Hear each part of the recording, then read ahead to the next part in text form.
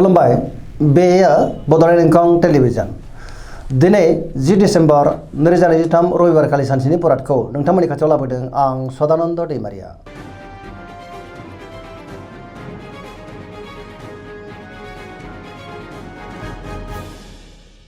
सिगां फरायनो लादों मेष राशि गिबि हांखो अ ल दिनैनि साना जोबोर मोजां जेरावबो देरहासारगोन सुथुरखौ दिनै गोरलैयैनो फेजेननोबो हागोन बयजोंबो अनजागोन आरो अनसायजागोन मावनो लानाय खामानिखौ थि समावनो आरो गोरलैयैनो मावफुंनोबो हागोन गोसोखौ दिनै जोबोर गोजोननाय मोनगोन देहाया मोजाङै थागोन बहानिफ्रायबा मोजां खौरां फैनोबो हागौ रांखावरियाव जोबोर मोजां होनजायो बेफार फालांगियावबो दिनै जोबोर मोजां मुलाम्फा मोननो हागोन आयाबो बांनो हागौ सोरबा लोगोनिफ्राय थोजासे हेफाजाब मोननोबो हागौ नखराव बिसि फिसायनि गेजेराव अनलायनाय फैगोन बिमा बिफाजों मोजां सोमोन्दो थागोन गोसोनि बोलोआ बांगोन समाजाव बयजोंबो मान होजागोन सेंग्रा सिख्लाफ्रा दिनै जोबोर रमान्टिक जागोन आरो गावबा गावनि गोसोनि साननायखौ फोरमायलायनोबो हागोन पजिटिभ एनार्जिनि गोहोम गोग्लैनोबो हागौ।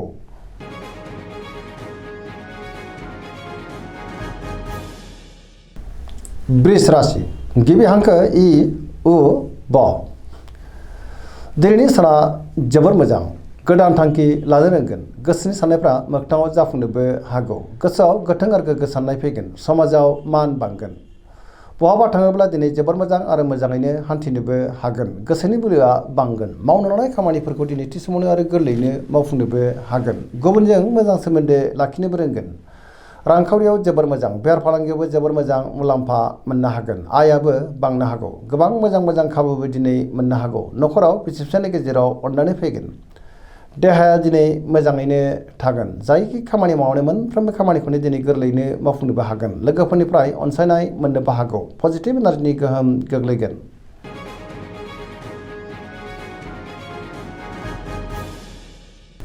मिथुन राशि गिबि हांखो क स दिनैनि साना जोबोर मोजां पजिटिभ एनार्जिनि गोहोम गोग्लैगोन मोनफ्रोमबो बिथिङावनो जाफुंसारगोन गोसोआव गोथों आरो गोग्गो साननाय फैगोन गियाननि आंखाल जानाय नङा गावनि गोसोनि साननायफोरखौ गुबुननो फोरमायनोबो हागोन गोसोआ दिनै जोबोर खुसि जागोन देहाया मोजाङैनो थागोन रांखावरियाव जोबोर मोजां आयाबो बांनो हागौ बेफार फालांगियाव दिनै जोबोर मोजां मुलाम्फा मोनगोन नखरावबो अननानै फैगोन समाजाव मान मोननो हागोन गोसोनि बोलोआ बांगोन गावनि गोसोनि साननायखौ गुबुननो फोरमायनोबो हागोन मावनो लानाय खामानिखौ दिनै थि समावनो आरो गोरलैयैनो मावफुंनोबो हागोन सोरबा लोगोनिफ्राय थोजासे हेफाजाबबो मोननो हागौ फरायसाफ्रा दिनै फरायनायाव गोसो दुंखांगोन आरो मोजां फिथाइ मोननोबो हागोन लाइमोनफोरनि गोसोआ दिनै जोबोर रमान्टिक जागोन आरो गावबा गावनि गोसोनि साननायखौ फोरमायलायनोबो हागोन।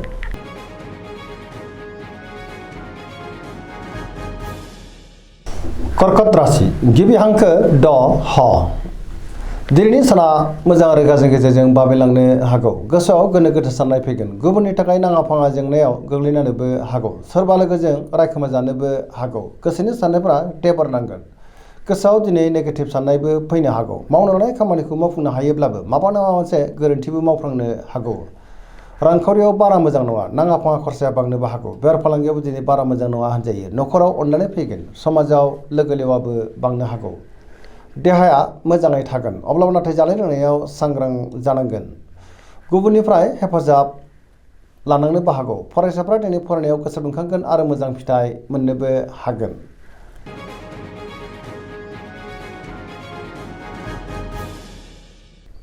सिंह राशि गिबि हांखो म ट दिनैनि साना जोबोर मोजां गोसोनि साननायफ्रा मोगथाङाव जाफुंनोबो हागौ गोसोआव गोथों आरो गोग्गो साननाय फैगोन पजिटिभ साननो रोंगोन गियाननि आंखाल जानाय नङा मावनो लानाय खामानिखौ दिनै थि समावनो आरो गोरलैयैनो मावफुंनोबो हागोन सोरबा लोगोनिफ्राय मोजां खौरांबो मोननो हागौ बहाबा दावबायनो एबा हान्थिनो खाबु मोनगोन आरो मोजाङैनो हान्थिनोबो हागोन रांखावरियाव जोबोर मोजां बेफार फालांगियावबो दिनै जोबोर मोजां मुलाम्फा मोनगोन गोसोनि साननायखौ गुबुननो फोरमायनोबो हागोन नखरावबो अननानै फैगोन समाजाव मान मोननो हागोन गुबुननि गोसोखौ गोरलैयैनो बोनोबो हागोन देहाया मोजाङै थागोन बयजोंबो गोरोबनो रोंगोन बहाबा थाङोब्ला दिनै जोबोर मोजां आरो मोजाङैनो हान्थिनोबो हागोन।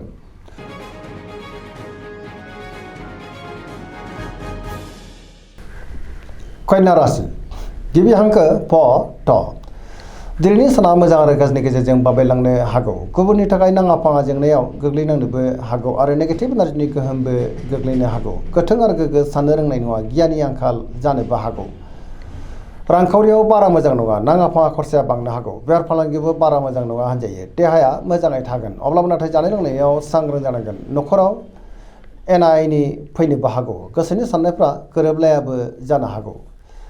सोरजोंबा रायखोमा जानोबो हागौ आरो नेगेटिभ एनार्जिनि गोहोम गोग्लैगोन। लाइमोनफ्रा दिनै जोबोर आला खाला जानोबो हागौ।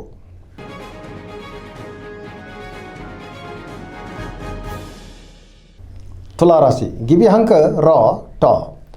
दिनैनि साना जोबोर मोजां, गोसोनि बोलोआ बांगोन। गावनि गोसोनि साननायखौ दिनै गुबुननो फोरमायनोबो हागोन। मावनो लानाय खामानिखौ थि समावनो आरो गोरलैयैनो मावफुंनोबो हागोन। देहाया मोजाङै थागोन।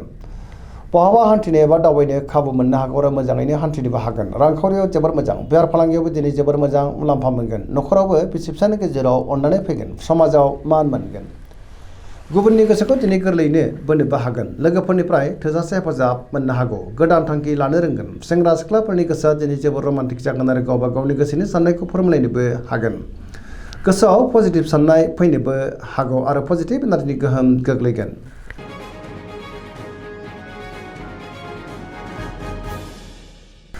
वृश्चिक राशि गिबि हांखो न स। दिनैनि साना जोबोर मोजां, समाजाव लोगो लेवा बांगोन। गोबां मुंदांखा सुबुंजों दिनै लोगो मोनलायनोबो हागौ। पजिटिभ एनार्जिनि गोहोम गोग्लैगोन। बहाबा हान्थिनो एबा दावबायनो खाबु मोननो हागौ। समाजाव बयजोंबो मान होजागोन। सोरबा गोजाम लोगोजों बहाबा लोगो मोनज्लायनानै गोसोआ दिनै जोबोर खुसि जागोन। गोथों आरो गोग्गो साननो रोंगोन। मावनो लानाय खामानिखौ दिनै थि समावनो आरो गोरलैयैनो मावफुंनोबो हागोन। गुबुननिफ्राय थोजासे हेफाजाबबो मोननो हागौ। गोसोनि साननायफ्रा दिनै मोगथाङाव जाफुंगोन। गोसोनि बोलोआ बांगोन। समाजावबो बयजोंबो मान होजागोन। न'खराव दिनै अनलायनाय फैगोन। रांखावरियाव जोबोर मोजां, बेफार फालांगियावबो दिनै जोबोर मोजां मुलाम्फा मोनगोन। देहायाबो मोजाङैनो थागोन। गुबुननिफ्राय थोजासे हेफाजाब मोननोबो हागौ। फरायसाफ्रा दिनै फरायनायाव गोसो दुंखांगोन आरो मोजां फिथाइ मोननोबो हागोन आरो पजिटिभ एनार्जिनि गोहोम गोग्लैगोन। धोरोमारि बिथिङावबो गोसो दुंखांनो हागौ।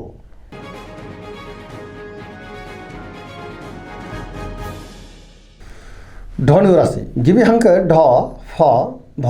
दिनैनि साना जोबोर मोजां, गोसोखौ दिनै जोबोर गोजोननाय मोनगोन। समाजाव लोगो लेवा बांगोन। मावनो लानाय खामानिखौ थि समावनो आरो गोरलैयैनो मावफुंनोबो हागोन। बहाबा दावबायनो एबा हान्थिनो खाबु मोननो हागौ आरो मोजाङैनो हान्थिनोबो हागोन। गोसोनि साननायफोरा दिनै मोगथाङाव जाफुंनोबो हागौ। पजिटिभ साननो रोंगोन। रांखावरियाव मोजां, बेफार फालांगियावबो दिनै जोबोर मोजां मुलाम्फा मोननोबो हागोन। समाजाव बयजोंबो मान होजागोन। गोबां मोजां खाबुबो दिनै मोननो हागौ। देहाया मोजाङैनो थागोन, अब्लाबो नाथाय जानाय लोंनायाव सांग्रां जानांगोन। न'खराव दिनै अननानै फैगोन। बिदा फंबायनिफ्राय थोजासे हेफाजाब मोनगोन। बहानिफ्रायबा हरखाबै मोजां खौरांबो फैनो हागौ। लाइमोनफोरनि गोसोआ दिनै जोबोर रमान्टिक जागोन आरो गावबा गावनि गोसोनि साननायफोरखौ फोरमायलायनोबो हागोन।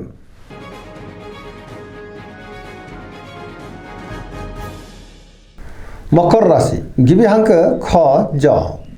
दिनैनि साना जोबोर मोजां, गोसोनि साननायफ्रा मोगथाङाव जाफुंनोबो हागौ। मावनो लानाय खामानिखौ दिनै थि समावनो आरो गोरलैयैनो मावफुंनोबो हागोन। रांखावरियाव जोबोर मोजां, बेफार फालांगियावबो दिनै जोबोर मोजां मुलाम्फा मोनगोन। गुबुनजों मोजां सोमोन्दो लाखिनोबो रोंगोन। बहाबा थाङोब्ला दिनै जोबोर मोजां आरो मोजाङैनो हान्थिनो हागोन। गोदान खामानियाव दिनै आखाइ होजेननो हागोन। सिगांनि बबेबा जेंनाखौबो दिनै गोरलैयैनो सुस्रांनो हागोन। न'खराव अननानै फैगोन। बिदा फंबायनिफ्राय थोजासे हेफाजाब मोननो हागौ। सेंग्रा सिख्लाफोरनि गोसोआ दिनै जोबोर रमान्टिक जागोन। गावबा गावनि गोसोनि साननायखौ फोरमायलायनोबो हागोन। फरायसाफ्रा दिनै फरायनायाव गोसो दुंखांगोन आरो मोजां फिथाइ मोननोबो हागोन। धोरोमारि बिथिङावबो गोसो दुंखांनो हागौ।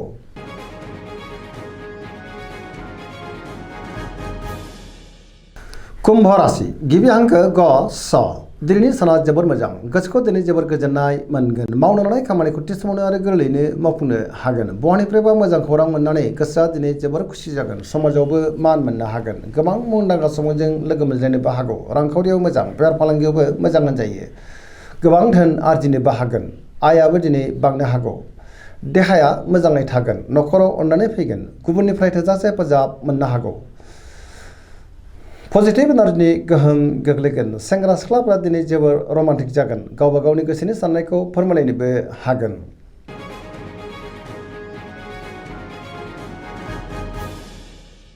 मीन राशि गिबि हांखो ड स। दिनैनि साना जोबोर मोजां, गुबुननि थाखाय दिनै गोबां मोजां खामानि मावनानै होनोबो हागोन। गोबां खामानियाव मुखुबबो थागोन। पजिटिभ साननो रोंगोन। गियाननि आंखाल जानाय नङा। गावनि गोसोनि साननायखौ गुबुननो फोरमायनोबो हागोन। फरायसाफ्रा दिनै फरायनायाव गोसो दुंखांगोन आरो मोजां फिथाइ मोननोबो हागोन। देहाया मोजाङैनो थागोन। रांखावरियाव मोजां, बेफार फालांगियावबो मोजां होनजायो। न'खराव अननानै फैगोन।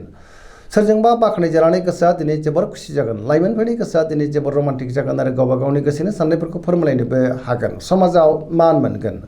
फरायसाफ्रा दिनै फरायनायाव गोसो दुंखांगोन। पजिटिभ एनार्जिनि गोहोम गोग्लैगोन। धोरोमारि बिथिङावबो गोसो दुंखांनो हागौ।